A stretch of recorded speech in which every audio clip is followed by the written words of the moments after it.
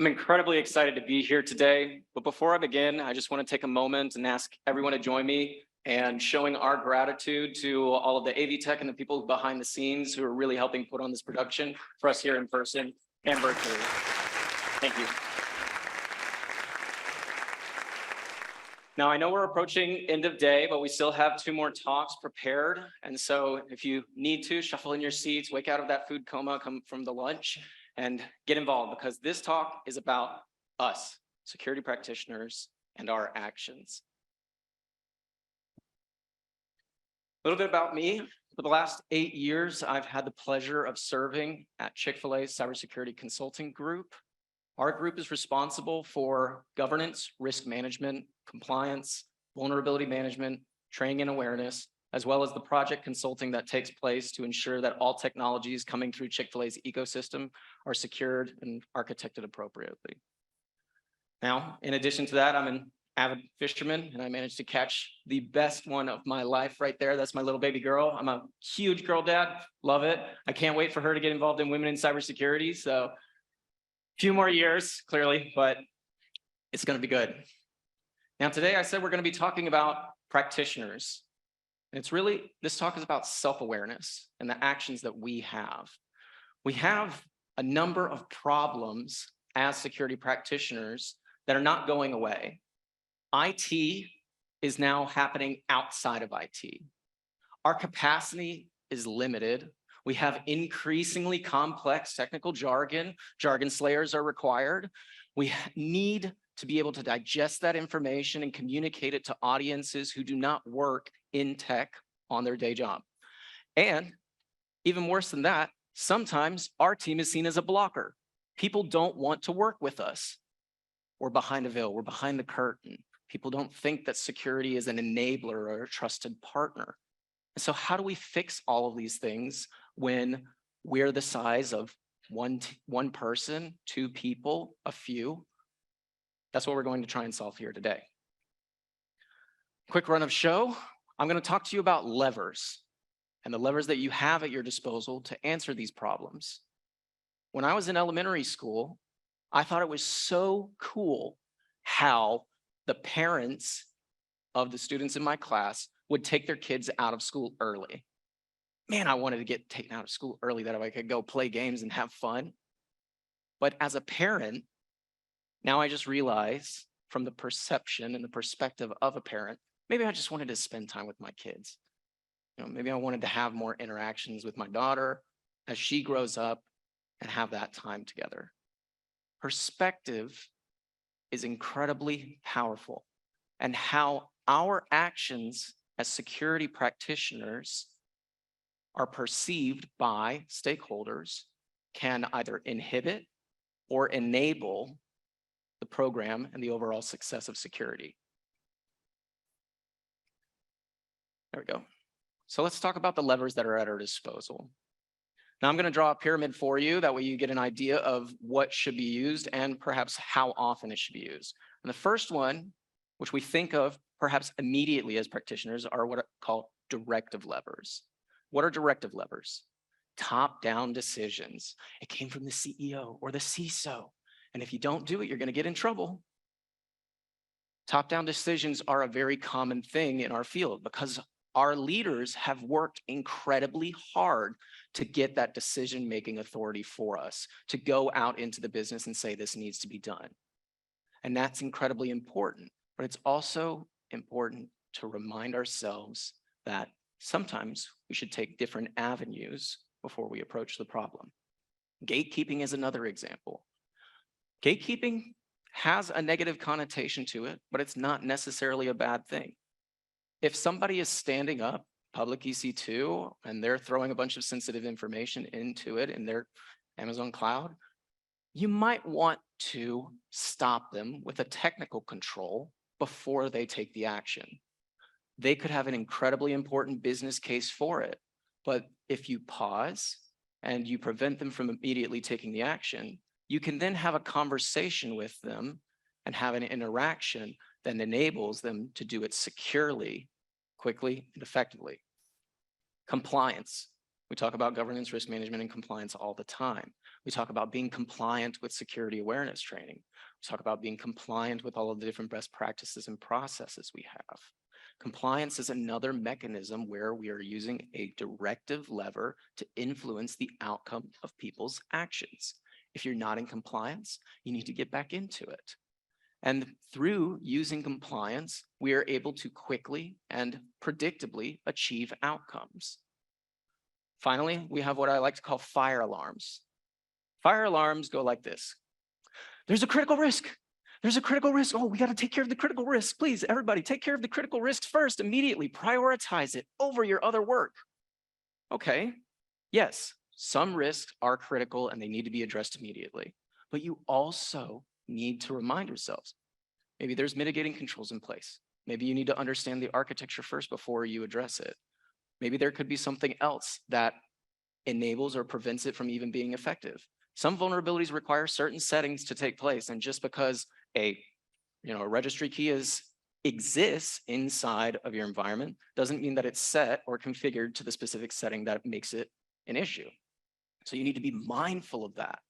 And we need to remind ourselves that when we are going and approaching all these stakeholders who are going to be taking time out of their days to fix these issues, that they themselves are doing something that is most meaningful for their time. And when you use directive levers, we have some very interesting outcomes. Yes, it's immediate. You get an immediate response and an immediate action, and it's predictable. If I'm going to be punished for not doing something, I'm probably going to take care of it. But at the same time, think about what happens to your culture, to your organizational structure, and how they feel about security. Nobody wants to work with somebody who is constantly demanding of them things. They get anxious when they talk about security. I don't want that person getting into my project team. They're going to slow it all down. And slowly but surely, they'll lose their inspiration for innovating within your enterprise. Security can have that effect. So we need to balance it and use it only when it's most appropriate, which is why it sits at the top of the pyramid. Second, we have relational levers. Now, I know what you're all thinking. It's a relational lever. Why is it so high up? We love relationships. We need to use them. We need to build strong relationships with our partners. And you're absolutely right. But when we look at a couple of levers, you'll find that if we use them too often, we can actually hurt those relationships that we work so hard to establish. I'll give you a few examples. One, I like to call it the go-to person. We all know somebody somewhere within the organization who is an expert at exactly what they do. They know how to do Kubernetes well. They know how to do anything. And naturally, because of that, we all go to them for assistance.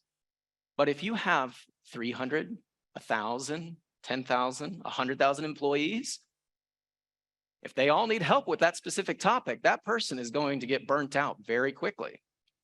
So we need to manage that. The buddy system is another one. Psychological studies and plenty of HR studies have shown that having a best friend in your office or a buddy helps you be more engaged. And I'm not saying we don't want to disengage our employees, but we need to think about that. Because if I'm going to my friend and saying, hey, can you help me with this? Or can you help me get this through on your team? Can you push it through? And can we get this remediated quickly? Then eventually, that friend is not going to be much of a friend anymore. They're going to be looking at me like, oh, you just want me for my role. Well, no, but it's important that we maintain those professional boundaries and that we set ourselves apart when you're using time and our attention appropriately with relationships. And then the last one is, if not you, then who? Our organizations are constantly shifting. We heard from Princess earlier. She had 5 managers in 4 years, almost 5 years. And that's not going to change for a lot of us. Reorganizations happen constantly. People take on new career opportunities and they shift their roles consistently over time. So when we, as practitioners, reach out to somebody, we may know who was in the role previously, and we ask, all right, well, If you're no longer in the role, who is in the role? It's another example of a relational lever where you're using an established relationship to achieve a specific business outcome. And if you overuse it, the battery's going to drain. People are going to burn out.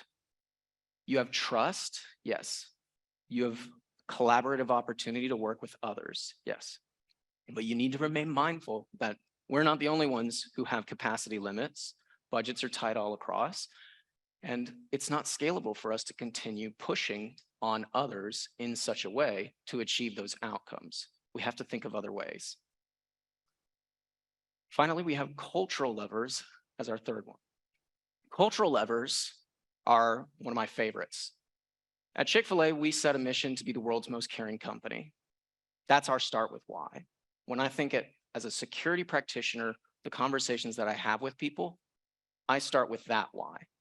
Because if we're thinking about our customers and that safeguarding the data that they entrust with us, and as they walk in through our doors, I want to have people immediately get that buy-in, to understand that they matter, their work matters, and that we're all here for the same thing.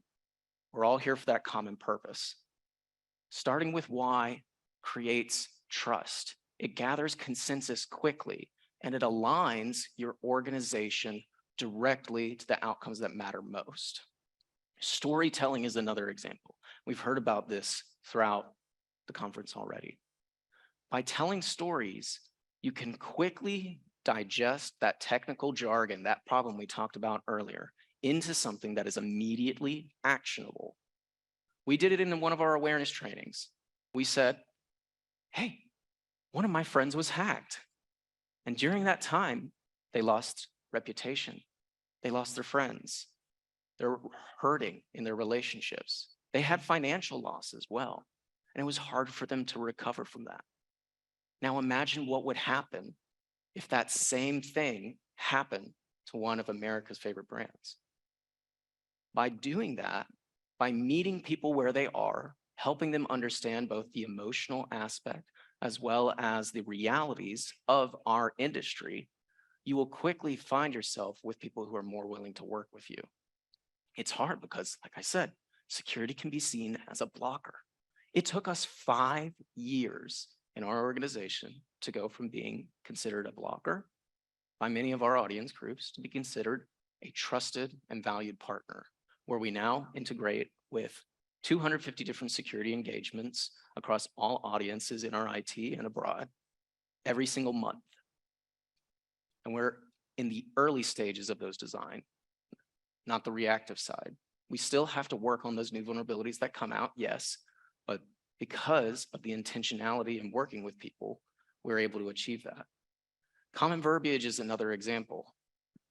There are so many acronyms, right? There are so many acronyms throughout each individual department within an organization. And if you move to another organization, you got to learn a new set of acronyms. Now, with security, we have our own verbiage that we use. But if we can communicate that out to the entire audience, get people to understand what we are using, why we are saying something in that way, then people will be able to understand far more quickly what is something that needs to be immediately worked on versus something that can be prioritized for a later time, set aside, or not at all. And then last is consensus building. Now, all of these are designed to gather consensus in a way. But consensus building is probably your most powerful tool to getting something done quickly with your other stakeholders. So it's important that we list that out. And what you'll find from all of this is that it is purposeful and that your people that you're working with feel motivated from the time that they have with you. The hard part, though, is that doing cultural levers right is time consuming. It is very time consuming to align and get everyone in the same space with a strong culture. Your organization may have to figure out how do they define their culture, and is that definition of your company's culture something that yields success, or is it inhibiting their long-term potential? Cybersecurity, though, is a perfect avenue, I think, to be a culture enabler. Because at the end of the day, what are we here to do? Protect people, protect assets, yes, but we're here to protect at the end of the day. And what are we protecting? We're protecting what we believe in and what we are working for those companies. So if anybody is going to help define the right culture for an organization, I think it's cybersecurity. And finally, we have procedural levers. Procedural levers are fun in that nobody wants to do them, but they should be done most. And I enjoy this because we're really good at using them, but we're not good at doing them ourselves as practitioners. Security is great at saying, okay, yes, fill out this form if you want to get this application approved, if you want to do this, if you want to set it up. You can put it in our backlog. We'll get to it in a few weeks. Yeah, we'll prioritize and we'll work on it. But we're not so good at the opposite, the reverse. When do we put security issues in somebody else's backlog? When do we fill out their form? Not that often. So what are we saying in that moment? Are we saying that we're more important than the other areas of the business? Should we instead be saying, yes, let's have a conversation. Let's sit down and let's talk about how we can prioritize this, following your process. Let's meet you halfway. We'll fill out the form, we'll fill out the backlog, we'll put it in where it needs to go. And then through that, we'll start building trust with the stakeholders that we have. And what you'll find from that is a smooth ride.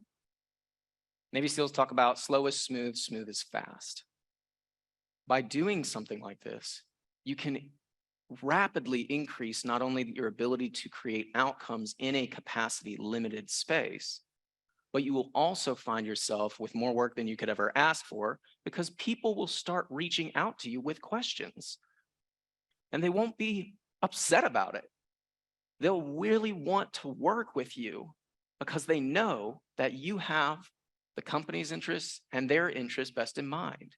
It's no longer a, no, we can't do this. It's now a, here's how we can do it securely, and we'd be happy to work alongside you for it.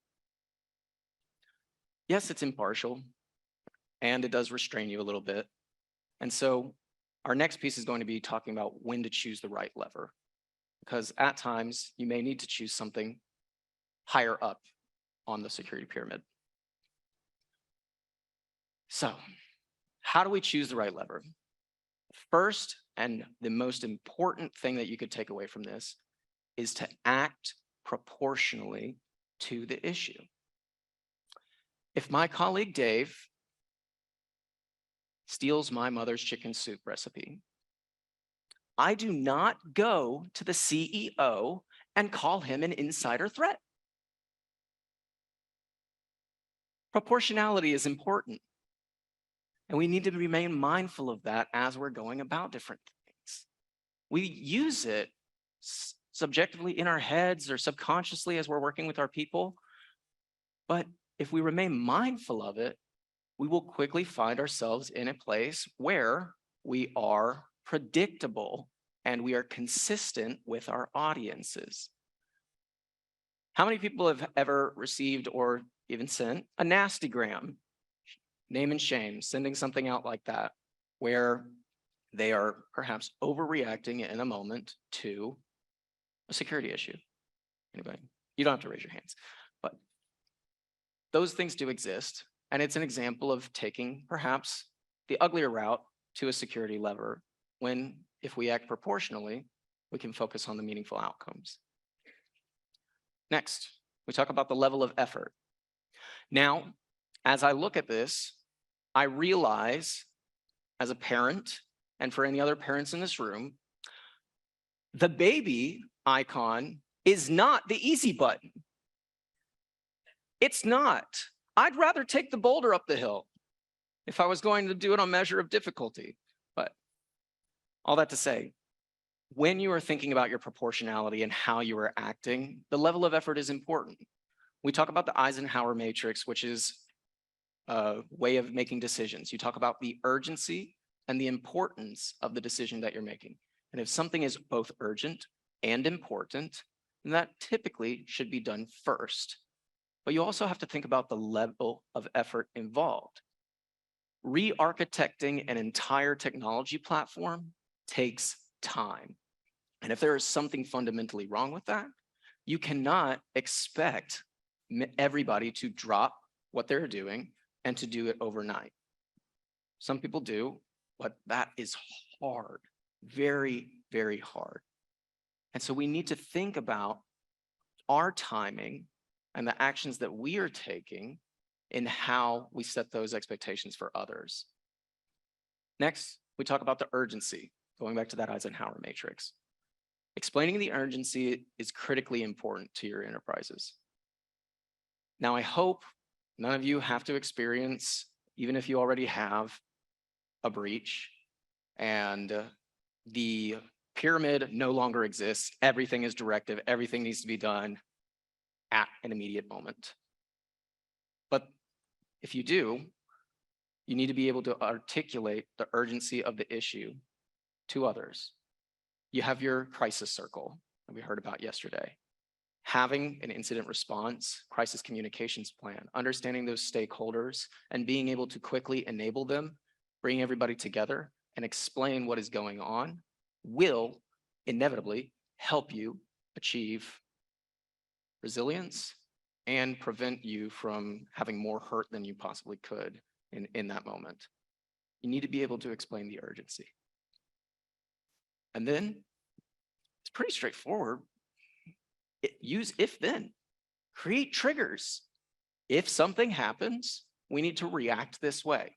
We think about these levers. There's a lot of levers that we could possibly use throughout the day in all the different actions we were talking about. We were talking about 36,000 different decisions, I think somebody said. That's how many we have each day. Now, hopefully you don't have that many related to security specifically, but still, we might want to operationalize and create quicker methods of figuring out which lever to use. So if a breach happens, yes, engage at the directive level, get the people you need together quickly and act. But if it's not that important, or if it's not that urgent, use a procedural approach. Push it into a backlog, work through it in a manner that is suitable for all audiences and keeps things consistent for the stakeholders that you work with. Now let's talk about how we can maximize effectiveness of this. You know what the levers are, and now you know how to choose the right lever. So how do we maximize all of this that we've just received? One, root all of your actions in evidence. Now at Chick-fil-A, we work with some incredibly gifted people across all departments, and they are not afraid to push back. If I say, this needs to be done, why? Why does it need to be done? Why is it important? Start with why. Restate the issue. Make sure that everybody is on the same page. Talk about the root cause. Show them the evidence that makes it a priority. Don't say, well, security thinks that this is incredibly important, and because we're security, you need to act. No, show them the evidence. Surface a dashboard. Get them involved in your vulnerability management. If they have access to the same things that you do, they are more likely to quickly adapt and to work through it. At Chick-fil-A, we expose all that information to our IT technology teams. Every single team can and does participate in vulnerability management. And because of that, the capacity of our team across all of cybersecurity for 120,000 team members worldwide, 3,000 operators, 3,000 restaurants, and 4,000 staff, we have 20 people. And because of that, and because of the work that everybody does and working together and stewarding outcomes, we can achieve more things. But we have to make sure that we are rooting our stuff in evidence, because otherwise it doesn't matter. You lose your credibility if you start taking action without evidence.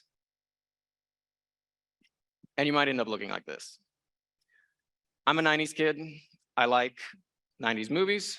And as a parent as well, I know that if I start taking directive levers without evidence, My daughter is going to quickly turn into Matilda, and she is going to put crayon on the wall and look at me like this. Now what? You told me not to, but you didn't tell me why. Evidence builds trust.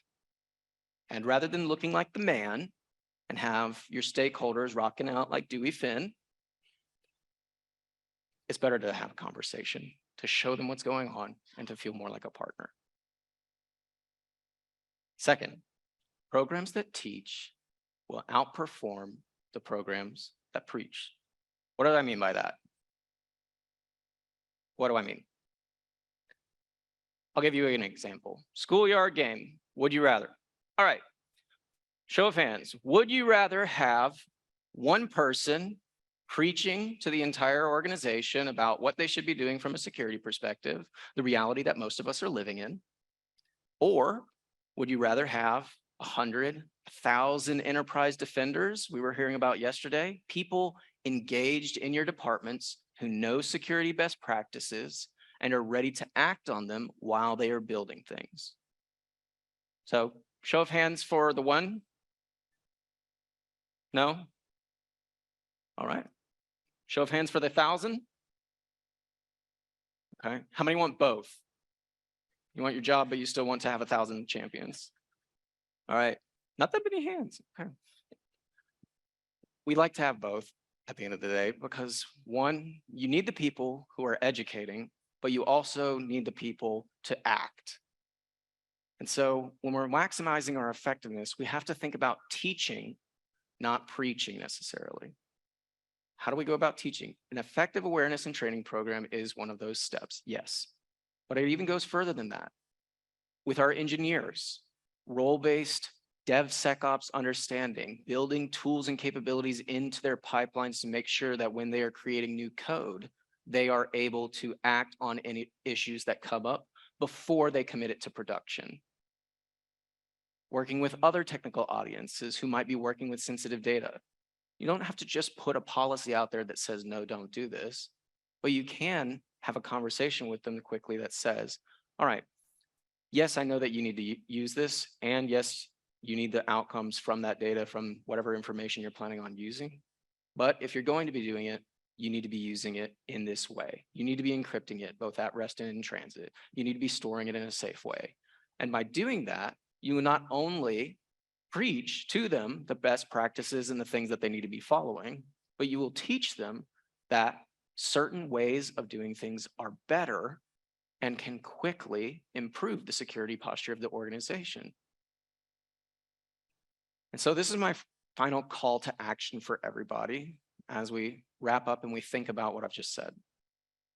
One, start with procedural and work your way to directive. We've got the security pyramid. You think about procedural, cultural, relational, and directive at the top. If you follow that model, you will quickly find yourself with more people wanting to work, more people wanting to go on that journey alongside you, and you might find those champions that you've been looking for this entire time. Root all your actions in evidence. Act proportionally. Remember Dave and the chicken soup. And then teach those people. Make sure that they understand what is really going on. It is time intensive, and I cannot thank each of you enough for all of the work that you do, because I'm a customer for a lot of you as well. And even if I'm not a customer, I'm a member of the community. I have learned so much from each of you over the conference, and I hope to continue doing so. I would just say thank you for your time. I really appreciate it. Have a great day.